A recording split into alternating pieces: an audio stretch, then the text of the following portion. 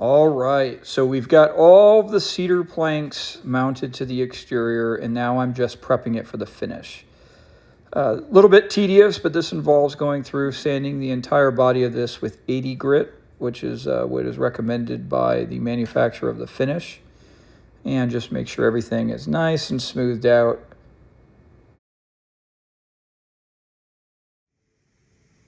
All right, I apologize. I got the first coat of the finish on there. I did not get a time lapse of it, but I did shoot a live of me putting the coating on there, and you can actually go to my channel and watch that if you want to. But this is the finish I'm using. This is the PPG Prolux transparent satin stain. It's a log and siding wood finish. They have a couple different variations of different finishes. I really like this transition. This is what I was talking about before. The white directly to the wood, no trim. I actually like it. I think it's super clean. Now this first coat, the product requires 2 coats to be for full protection. This first coat is very flat. And if you feel the wood, it doesn't even really feel like there's anything on top of it. It feels like all of the coat, the finish, or at least most of the finish, actually went in. It has to dry for 24 hours, which at this point right now, this is dried for about 24 hours. So I'm actually going to put the second coat on tonight. And I will capture that in a live, which can be viewed on the channel. Now, what I also did inside of here is I also applied the same finish to all of the internal cedar surfaces. That way it kind of seals the wood on both sides. And this is just a brush on. You know, largely speaking, it's a pretty easy application. I think the biggest key is, as excited as you may be, which I have been many times, to put multiple coats on in short succession. You got to give it its 24 hours. And just go ahead and back brush every once in a while, just in case you get some drips. Especially, sometimes I'll put the brush on in to try to get inside, you know, get finish inside of these cracks. Because if you don't, that light tan color will show up pretty noticeably. So sometimes you'll get a little bit of drips there. So just kind of be careful to back brush it, or if you're in areas where, you know, like around the edge of this trim or something where some of the finish could adhere. But all right. All right, so I'm apologizing in advance. As you guys can see, I got the finish on the camper, and I did not time lapse that. Would have been a good one. But this coating that you see on here, this is the PPG Prolux log cabin and siding finish, and this is in the butternut color.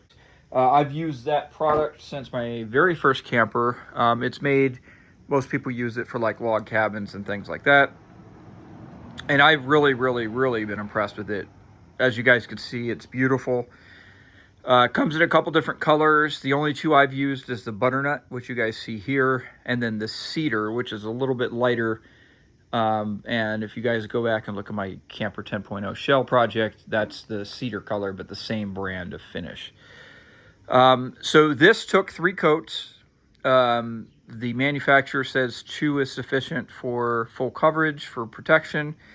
On my camper, and I've noticed in the past, sometimes cedar, I don't know if it absorbs it more, or maybe some like resins or oils or something come to the surface, but it could get a little bit dull.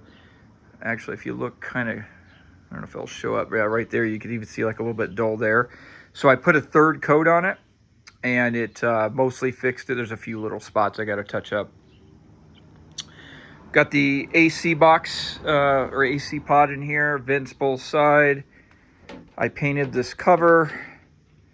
Opens up there if you were to run it to expose the condenser. That turned out nice. This one I am putting one 200-watt solar panel. I don't have it hooked up yet, as you can see, but I did run the wires through, and this little waterproof fixture there. So basically you just drill a hole. I pulled through, obviously they have no ends on them, pulled through some wire from the inside that will end up going to where my battery is and my solar charge controller, and then the leads from the solar panel. I just haven't plugged them in yet, but what I will do is I'll put MC4 connectors on there and snap them in, you know, when I want to activate the solar panel. Renogy 200 watt. Now it's not a ton of solar, but probably over here on the passenger side down here, I'll put an external port where you could plug in a foldable / portable solar panel. I've talked about it ad nauseum in a couple other videos, but I'm a really big fan of those. So 200 watts, frankly, if you're not running the AC, the 200 watts in good sun is probably going to be sufficient. But anyways, windows. Got the windows in the previous video. I talked about how the frames, these are just a clamshell. I did paint them black. When you buy these, they come white. And we got the porthole windows up here. And I think that looks pretty darn nice.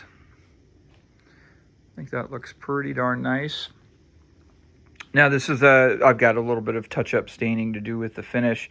But this is the hardwood door frame, and then I put in the stops, which are also hardwood. All 4 sides, and the door will seal directly against those. And right here is the door. Multiple ways to build something. I make my own. There's a couple ways to do this, but for this particular one, my recommendation is hardwood around the door frame for 2 reasons. A, you will be plugging in the screws for the hinges, and this door is heavier. Plus, it's you know, kind of a you know, it's a security feature, you know, limiting people from getting in. So you want a good bite on those screws for the hinges. So hardwood makes the door more rigid. Just makes sense. These little strips that you guys see in here, these are actually cedar though. This is a hardwood cross piece, and this chunk right here is hardwood, and this is where the lock set will actually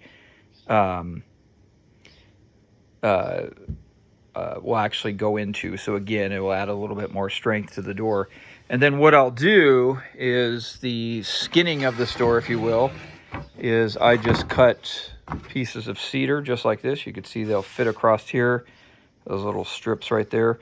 So these will sit flush. Now I've made some doors where the hardwood frame part is actually thinner, and this sits on top of it, but this one will sit flush. I haven't cut it out yet, but as you guys can see, I'll cut out, and this will slide over. Lap joints, just like the rest of the outside structure. This will have a porthole window on the top, and I'm going to do a few little designs. Now, this door is, and this again, if you make your own, you can make up your own rules, right? So this door, the handle will be on the left, so the door will open this way, and yes, it's going to hit this, but I'll put a little pad, but most importantly, I'll put a little hook so the door can actually stay open. Now, the reason I'm doing that is this. This is going to have a diesel heater that's going to feed into there, so I've got my little fuel tank that is going to bolt down there with those Rotopax mounts. And then above it here, I'm going to have a pull-down table, and then when you're driving, it will fold up. And my thought process is, you know, you open the door, secure it this way, and then if you're, you know, coming in and out, cooking or whatever you're outside, it makes perfect sense. But I guess opening from the left to the right is a pretty standard one. I don't know, just for some reason, it just seems unusual to me. But anyways, that's the logic there.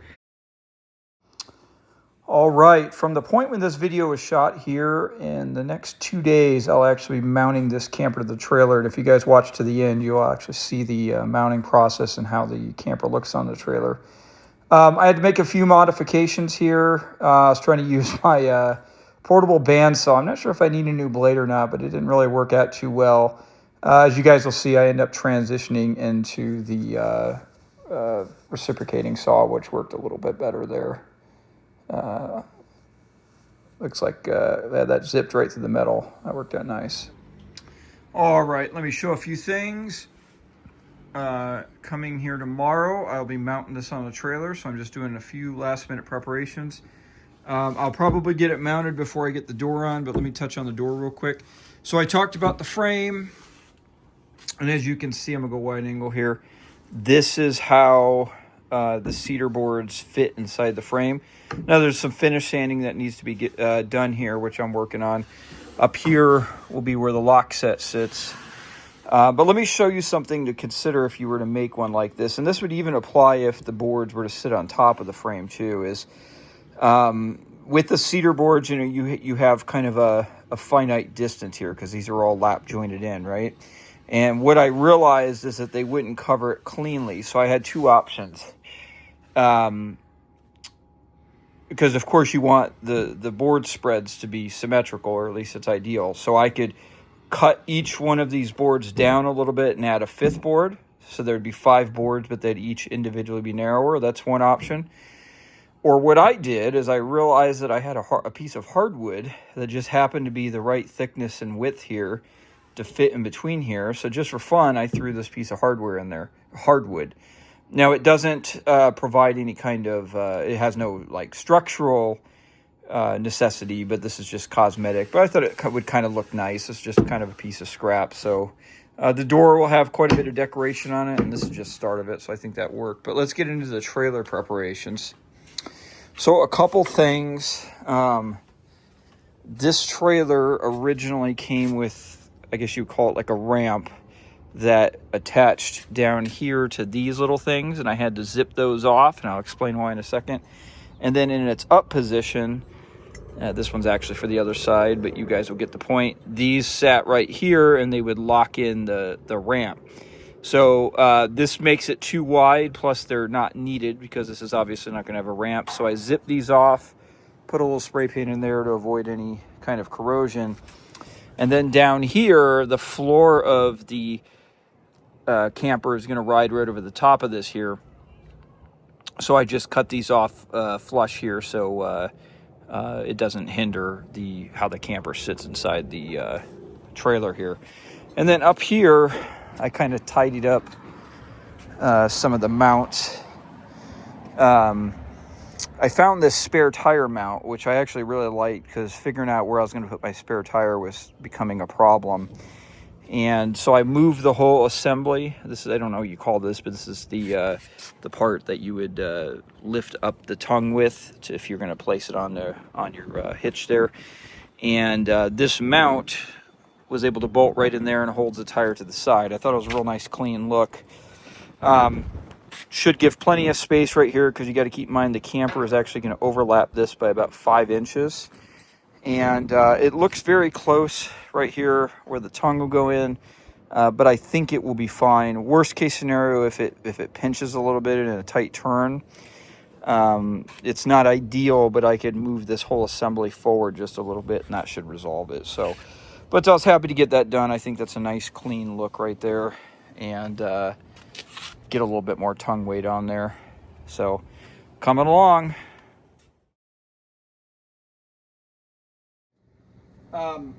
Up here, do you guys see this little part protruding down right here? So the very front of this, when this slides in, will actually come over this, and then that part will drop down and recess in front of it. Got it. But what that will do is our first lift, and that's why I put those little coasters back there. We'll put the 2 straps there, we'll have 2 people lift it up, and we're going to essentially put this and the other side on top of this rail, so the camper will be sitting like this, okay?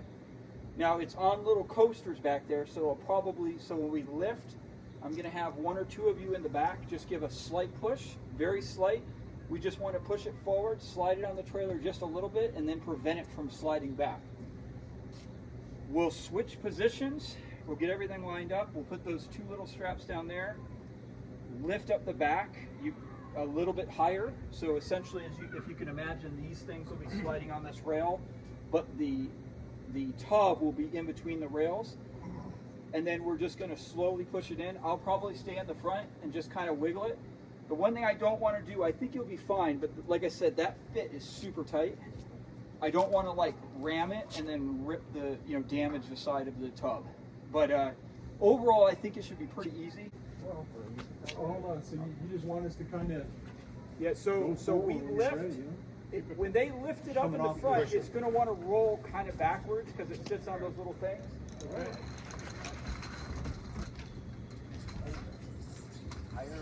You guys are good. I'm just okay. Push it forward just a little bit. Okay, sit down, right? Nice and strong.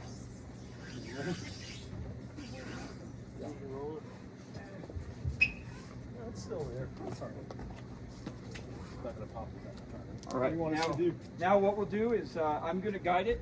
You guys come back here, or come on this side. Yep. And then we'll push it in. Go on that side. Lift it up. Get it just a little bit higher in the rear. Let me know when you're ready. And then you push that. Great. Ready? Ready? 1, 2, 3, lift. All right. Go slow. I don't think it's that. Yeah, you guys are doing good. Keep going. Keep going. Keep going. Keep going. It's gonna clung. You want to throw it down, lift?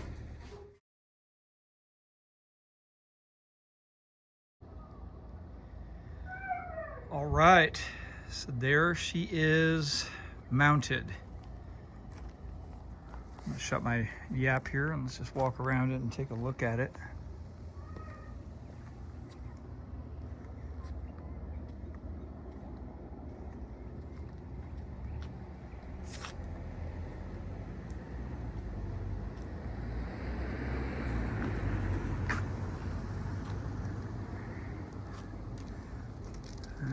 She looks pretty good, I think.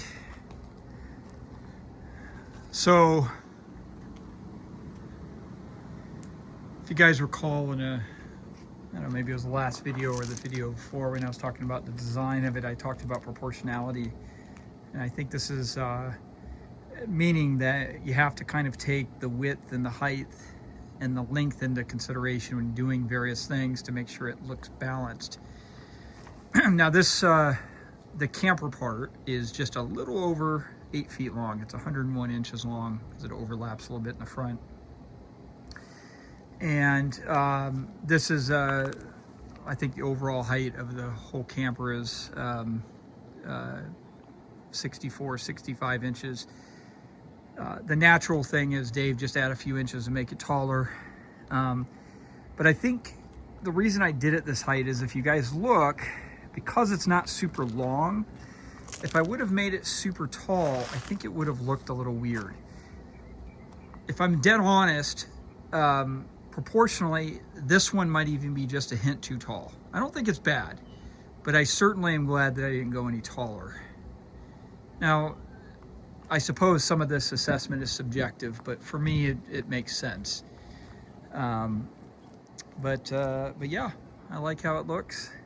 Let me show you, if you guys were trying to conceptualize what I was talking about the whole time about the tub, I think you guys could see down here, and it fit like a glove as a side note. So this right here is the tub, and that fit just perfect inside of this camper. I don't think it could have been better. Let me show you what it looks like from up underneath here.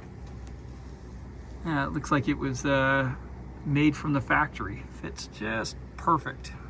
Just perfect, if I say so myself. Ugh. I want to thank all my buddies. I've always been grateful to have such a nice group of people that come over and help me put this one on. Everything went real smooth. The general feel of it was real light. Now to the interior. Let's go take a look inside now that got some natural light shining in there. This is the interior. You wide angle it. It's pretty big in here.